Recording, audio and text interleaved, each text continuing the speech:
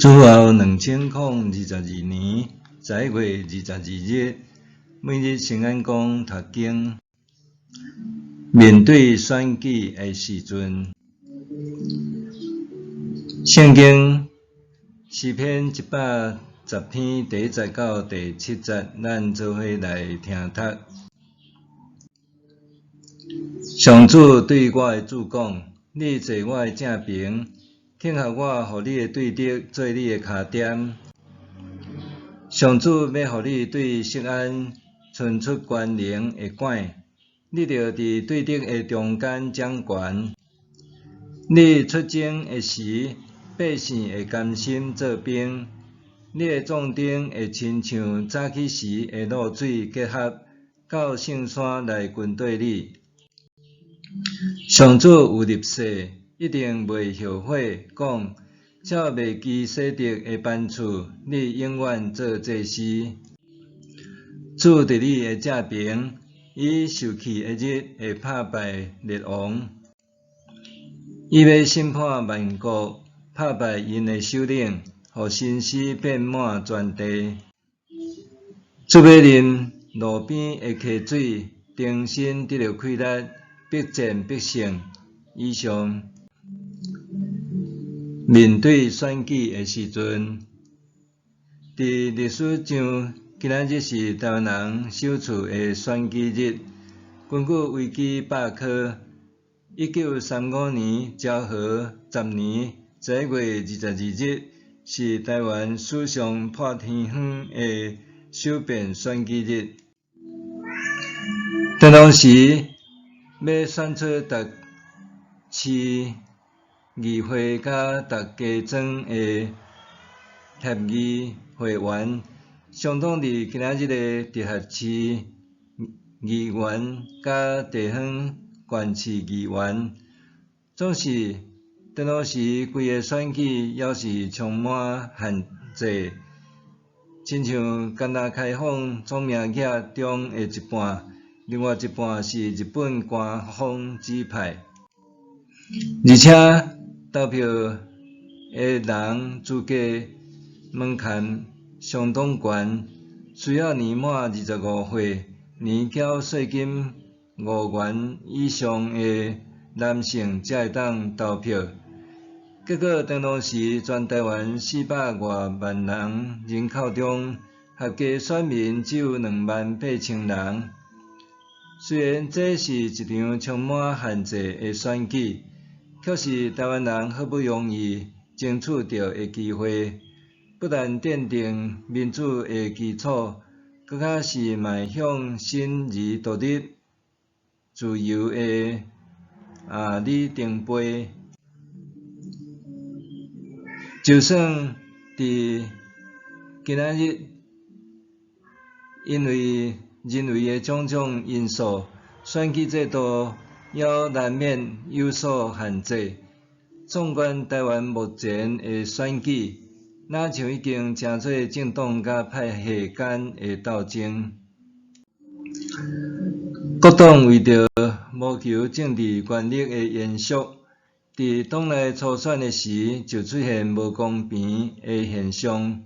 党中央若像只在意曝光率悬、比较有胜算的人选，忽略执政人是毋是有忠实服务的热诚，甲公义人民的情怀。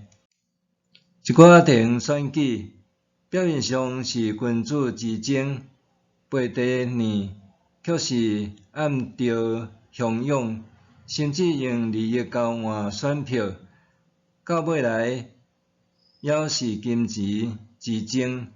当候选人为着权力、地位、名誉和掌声出来竞选的时，咱需要对诗篇110篇来思考：上主选立啥款的君王？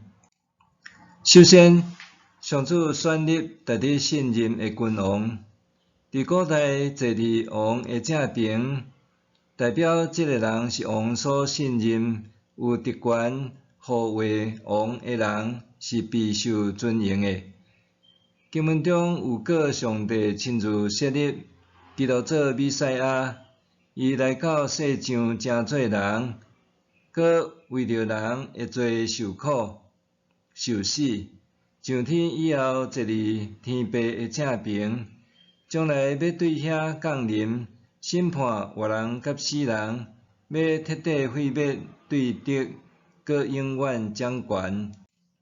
接续，上帝选立公义的君王。经文中讲到麦基洗德，这个名是公义的王的意思。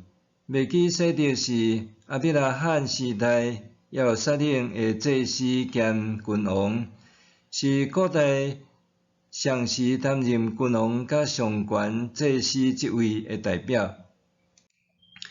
新约中，耶稣基督是维护真理甲公义的君王。佫是为着世间人献上性命的永远祭司，伊的君王甲祭司身份，带予世间人无限的愿望甲赦罪的恩典。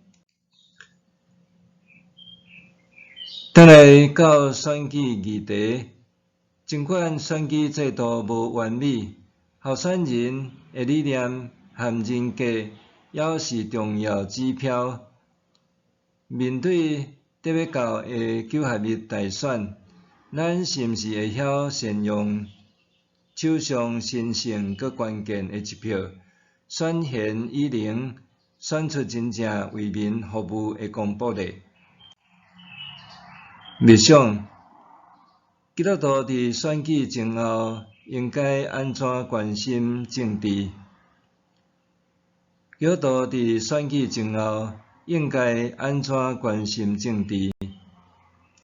咱来祈祷，亲爱的主上帝，我要为着台湾的选举祈祷，希望通过人民的觉醒，改善选举的不良风气，建立正向的制度。我也要为着基督徒从政人员祈祷，愿因会当将恩赐能力贡献予社会，秉持公义的心，诚做尽职的公仆。奉主耶稣的名祈祷，阿们。愿上帝赐予你身心灵拢永行平安。